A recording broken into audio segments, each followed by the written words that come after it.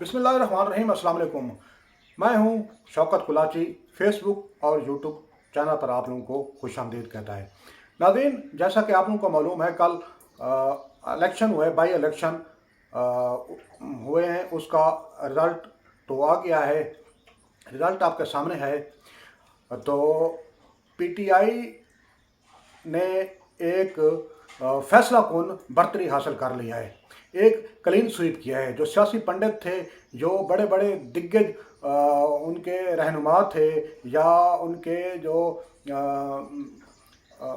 Media के wing थे, जो नून लीग के मीडिया के विंग थे, वो बार बार कह रहे थे कि 15-16 राणा सनाउल्लाह साहब भी कह रहे थे कि 15-16-4 से हम जीतेंगे। तो ऐसा बिल्कुल नहीं हुआ है। ऐसा क्यों नहीं हुआ है? ऐसा इसलिए नहीं हुआ है कि जमहूर निकली है, अवाम निकली है। अवाम ने अपने हक राय दे इस्तेमाल किया है। अवाम घरों से निकली है और अपना हक इस्तेमाल किया है, अपना हक राय दे इस्तेमाल किया है।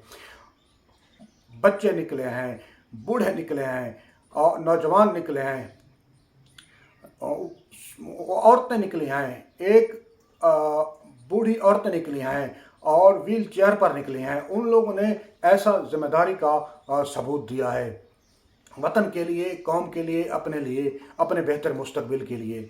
मुझे सलाम पेश करने दो उस बहन को जो अपनी माँ को कंधे पर उठाकर, मौजूद माँ को कंधे पर उठाकर पोलिंग स्टेशन पर ले आ रही थी।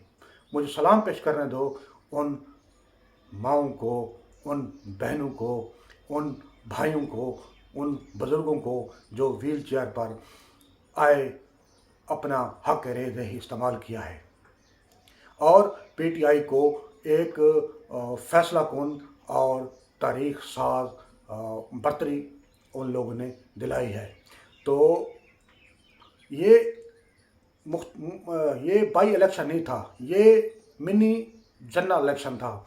इसका दारोमदार तख्त लाहौर पर है, इसका दारोमदार पंजाब पर है, इसका दारोमदार विफाक पर है। अभी देखो, सोचने की बात यह है कि पंजाब में पीटीआई की हुकूमत बन जाएगी, तो इससे जो है नून लीग की जो विफाक में हुकूमत है, 11 जमातों की हुकूमत है, वो अमलन मफलूज होकर रह जाएगी, एक इस्लामाबाद की हद तक रह जाएगी। केपीके में पीटीआई की हुकूमत है, पंजाब में पीटीआई की हुकूमत बन जाएगी, जीबी में, गिलगित बल्तिस्तान में भी पीटीआई की हुकूमत है, आज़ाद कश्मीर में पीटीआई की हुकूमत है। ये तो सिंध में पीपी की हुकूमत है, और बलूचिस्तान में तो बाप पार्टी की हुकूमत है। ये तो अमलन एक इस्लामाबाद तक महदूद रह जाएगी।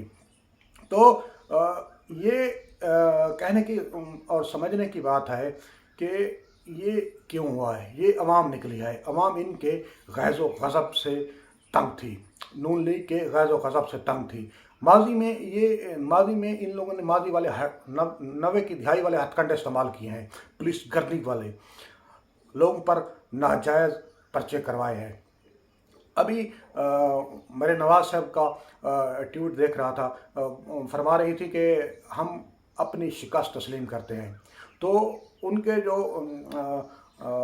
हामी एंकर थे, बड़े उन्होंने बल्ले बल्ले किए। मेरे नवाज ने अपना शिकस्त तस्लीम की है, ये बहुत बड़ी बात है। और भाई, ये शिकस्त तस्लीम ना करती तो किस पर इल्ज़ाम लगाती थी?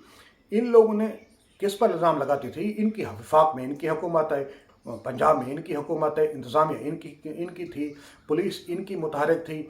इन लोगों ने 90 की दिहाई वाले क्या क्या हथकंडे इस्तेमाल नहीं किए थे। पीटीआई के जो मुखालफिन थे, उन पर क्या पुलिस गर्दी इन लोगों ने की, जेली पर्चे इन लोगों ने किए। डेरा गाजी खान में अली उमर पीटीआई के रहनुमा थे, उसको उठाया। लोधरा में इन लोगों ने पीटीआई के कैंडिडेट के घर रेड किया है और उनको घेरे में रखा है। केपीके के जो पीटीआई के रहनुमा थे, उनको सुबह बदर करने की कोशिश की है। अली अमन गंडापुर साहब को सुबह पंजाब से उन लोगों ने निकाल दिया है। तो इन लोगों ने कोई कसर तो नहीं छोड़ी। और राणा सनाउल्लाह साहब तो वहाँ से धमकी दे रहा था अपने सियासी मुखालफिन को कि अगर किसी ने हमें सियासी नाराबाजी की तो हम उसका पर्चा कराएंगे, कैद करेंगे, 6 माह की कैद होगी। अगर फिर भी ना माने तो हम उसके खिलाफ उसका शनाख्ती कार्ड ब्लॉक करेंगे और उसका पासपोर्ट ब्लॉक करेंगे। भाई आप कौन सी जमहूरियत में रह रहे हो, कौन से मुल्क में रह रहे हो? यहाँ गुंडागर्दी यहाँ नहीं चलती है।